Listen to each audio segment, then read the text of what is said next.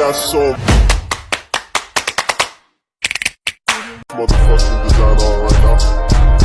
Bring it down, bring it down, bring it down. I got three old guys to Assalamualaikum warahmatullahi wabarakatuh. Izin memperkenalkan diri, nama saya Wawan Nuruddin dengan NIM 220299 RA8 Manajemen. Saya di sini sebagai tim kontrak pada diskusi kali ini. Baik, perkenalkan nama saya Rika Desmayanti dengan NIM 220293 dari kelas manajemen RA8. Saya di sini sebagai tim kontra dalam diskusi kasus kali ini. Perkenalkan, nama saya Rifa Lutfiatunisa dengan NIM 220291 dari kelas RA8 Manajemen. Dalam diskusi kali ini, saya sebagai tim pro. Perkenalkan, nama saya Elsa Nur Asia, NIM 220213, kelas RA8 Manajemen, NIM 220213. Di dalam kasus ini, saya sebagai tim pro. Dan adapun tujuan dari pembuatan video kali ini yaitu untuk memenuhi tugas akhir ataupun tugas UAS dalam mata kuliah aspek hukum dalam bisnis dengan dosen pengampu Ibu Ratu Ayu Primi Putri Rahmania Suryatmaja Eshum MM. Oke, baik. Aspek hukum dalam bisnis merujuk pada semua peraturan, perundangan, dan hukum yang mengatur kegiatan dan operasi bisnis. Hal ini mencakup berbagai aspek yang harus dipatuhi oleh perusahaan dalam menjalankan bisnis mereka untuk memastikan kelanjutan dan keberhasilan usaha. Aspek hukum dalam bisnis mencakup beberapa hal berikut. Yang pertama, pendirian perusahaan, yang dimana termasuk hukum yang mengatur pendirian perusahaan seperti badan hukum yang sesuai, misalnya perorangan terbatas atau PT atau firma. Perizinan yang diperlukan dan persyaratan lain yang harus dipenuhi untuk memulai usaha secara legal. Yang selanjutnya ada kontrak. Hukum mengatur kontrak antara perusahaan dan pihak ketiga seperti klien, pemasok, dan rekan bisnis lainnya. Kontrak ini mencakup persyaratan, ketentuan, harga, dan hak kewajiban masing-masing pihak untuk memastikan bahwa kesepakatan itu sah dan dapat ditegakkan secara hukum. Yang selanjutnya, yang ketiga, ada ketenaga kerjaan. Hukum ketenaga kerjaan mencakup hubungan antara perusahaan dan karyawan, termasuk kontrak kerja dan hak kewajiban karyawan, upah, jam kerja, keamanan dan kesehatan kerja, serta perlindungan dari diskriminasi dan pelecehan. Yang selanjutnya ada perpajakan. Hukum perpajakan mengatur kewajiban perusahaan untuk membayar pajak sesuai dengan peraturan yang berlaku, serta mengurus pelaporan pajak secara tepat waktu. Selanjutnya yaitu perlindungan konsumen. Hukum yang mengatur hak dan perlindungan informasi yang jujur dan akurat mengenai produk dan layanan yang ditawarkan kepada perusahaan. Kemudian hukum kepolisian. Jika perusahaan menghadapi kesulitan keuangan, hukum kepolisian mengatur prosesnya, baik untuk melindungi kepentingan perusahaan dalam mendapatkan perlindungan hukum maupun untuk melindungi kepentingan kreditor. Selanjutnya yaitu hukum persaingan. Hukum ini mencegah praktik monopoli dan kartel yang merugikan persaingan sehat di pasar. Selanjutnya kepatuhan atau compliance, yaitu perusahaan harus mematuhi semua peraturan hukum yang relevan dalam menjalankan bisnis mereka, termasuk hukum lingkungan, hukum keuangan, dan hukum sektor industri tertentu. Ketidakpatuhan terhadap aspek hukum dalam bisnis dapat berakibat serius, seperti sanksi hukum, kemudian denda, reputasi buruk, atau bahkan pembubaran perusahaan. Oleh karena itu, penting bagi perusahaan untuk memiliki pemahaman yang kuat tentang aspek hukum dalam bisnis dan memastikan kepatuhan penuh terhadap semua perusahaan. Bila diperlukan, konsultasi dengan ahli hukum atau pengacara yang berpengalaman dapat membantu perusahaan untuk menghindari masalah hukum yang berpotensi timbul. Beberapa alasan utama aspek hukum itu penting bagi pelaku usaha. Yang pertama itu kepatuhan hukum. Pelaku bisnis harus mematuhi hukum dan peraturan yang berlaku agar dapat menjalankan usahanya secara sah dan etis. Kepatuhan ini mencakup perizinan, pajak, perlindungan konsumen, dan aturan-aturan lain yang harus diikuti oleh bisnis agar dapat beroperasi secara legal. Yang kedua itu penghindaran sengketa. Memahami dan mematuhi hukum dapat membantu mencegah timbulnya sengketa hukum dengan pihak lain, baik itu konsumen, rekan bisnis, pemasok, atau pihak ketiga lainnya. Sengketa hukum dapat menyebabkan biaya tinggi dan kerugian reputasi bagi bisnis. Perlindungan hak dan kewajiban.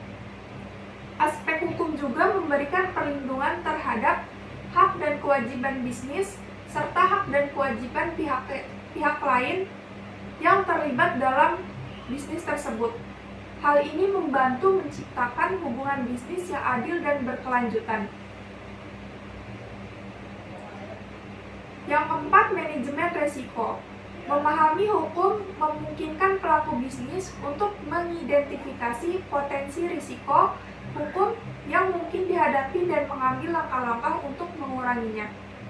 Ini membantu melindungi bisnis dari potensi kerugian finansial atau reputasi. Baik, selanjutnya yang kelima, mengatur hubungan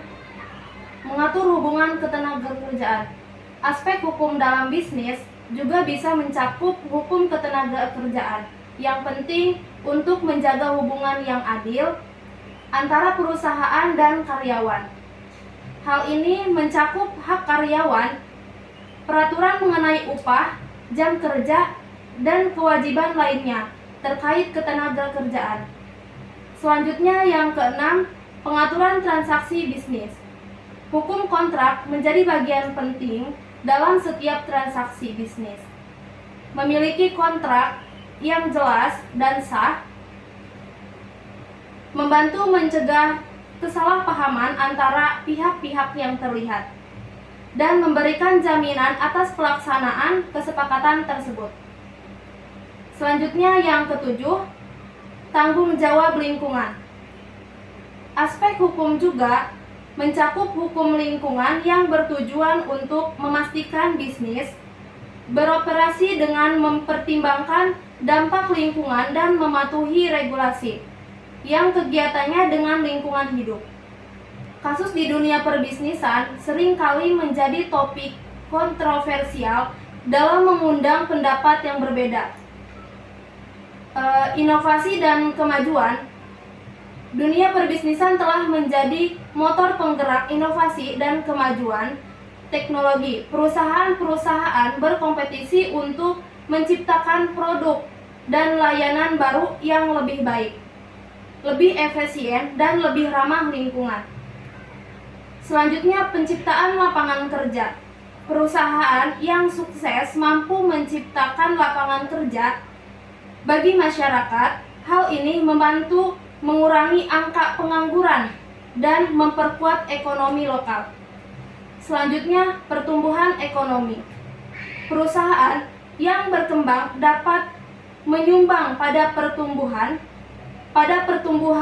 ekonomi negara merupakan membayar pajak, berkontribusi pada PDB atau produk domestik bruto, dan memicu ekosistem bisnis yang lebih luas. Selanjutnya, meningkatkan kualitas hidup. Bisnis dapat meningkatkan kualitas hidup dengan menyediakan produk dan layanan yang memenuhi kebutuhan dan keinginan konsumen. Yang terakhir ada Corporate Social Responsibility atau CSR. Banyak perusahaan kini memahami tanggung jawab sosial mereka dan berusaha untuk berkontribusi positif pada masyarakat melalui program CSR, seperti kegiatan filantropi, program lingkungan, dan dukungan pendidikan. Baik, dan saya akan membahas yaitu kontrak, di mana ada di sini ketidakadilan ekonomi.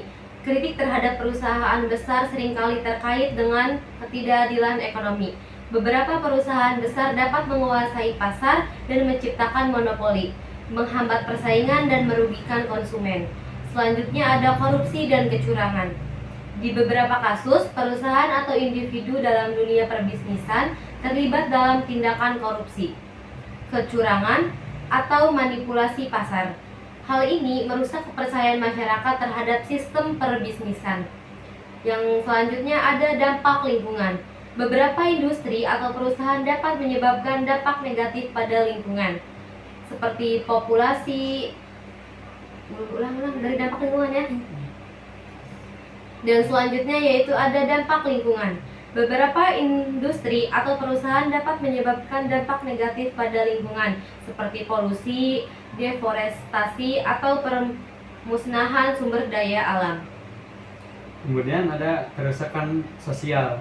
Beberapa perusahaan dianggap merugikan masyarakat dengan mengabaikan hak buruh, memanfaatkan tenaga kerja murah, atau memproduksi produk yang membahayakan kesehatan. Spekulasi dan krisis keuangan. Praktik spekulatif dalam dunia perbisnisan dapat menyebabkan gejolak ekonomi, seperti krisis keuangan yang berdampak buruk pada masyarakat secara keseluruhan. Penting untuk mengakui bahwa dunia perbisnisan adalah entitas kompleks yang melibatkan berbagai pihak dengan tujuan dan pandangan yang berbeda.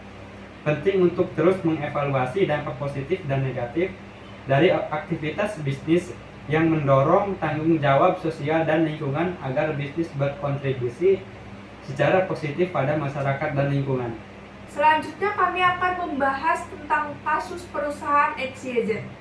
Pada tahun 2023, sebuah contoh kasus yang sedang ramai dan memiliki dampak pada aspek hukum dalam bisnis adalah skandal keamanan data pelanggan perusahaan XYZ.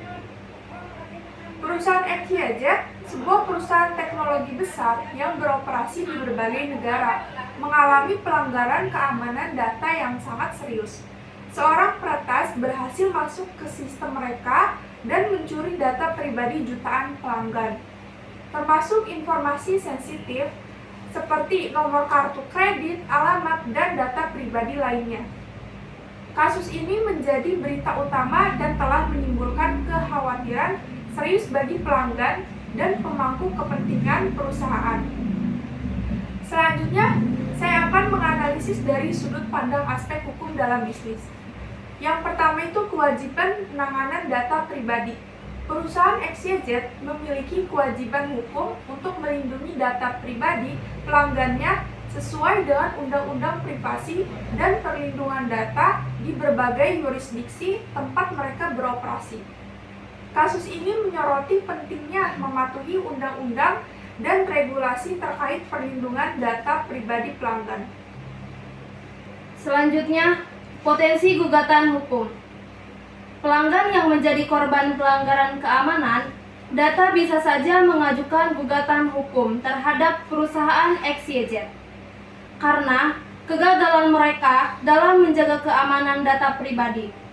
Perusahaan ini dapat menghadapi tuntutan hukum dengan ganti rugi yang besar jika terbukti bahwa mereka lalai dalam menjalankan kewajiban hukum mereka. Selanjutnya, tanggung jawab perusahaan. Perusahaan XYZ perlu bertanggung jawab secara hukum atas pelanggaran keamanan data yang terjadi di dalam sistem mereka. Mereka harus menyediakan informasi yang jelas tentang apa yang telah terjadi, tindakan apa yang telah diambil, dan rencana untuk mencegah kasus serupa di masa depan.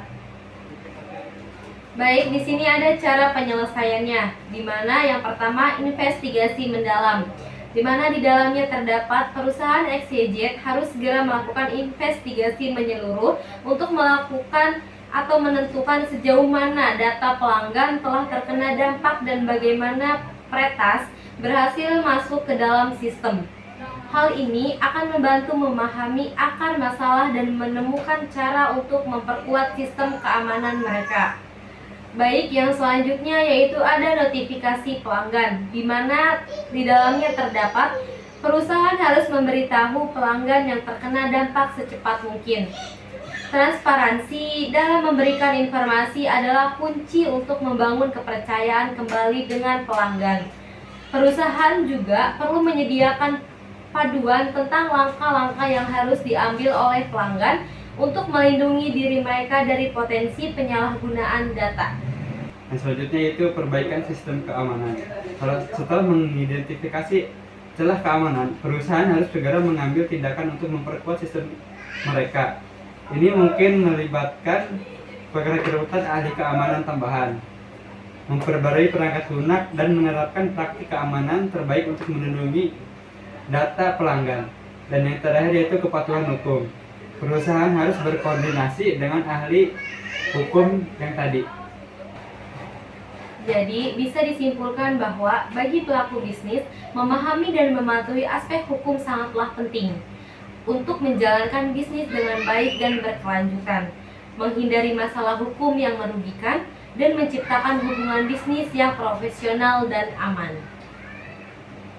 Demikian diskusi pada kesempatan kali ini. Kurang lebihnya kami mohon maaf. Billahi taufiq wal hidayah. Wassalamualaikum warahmatullahi wabarakatuh.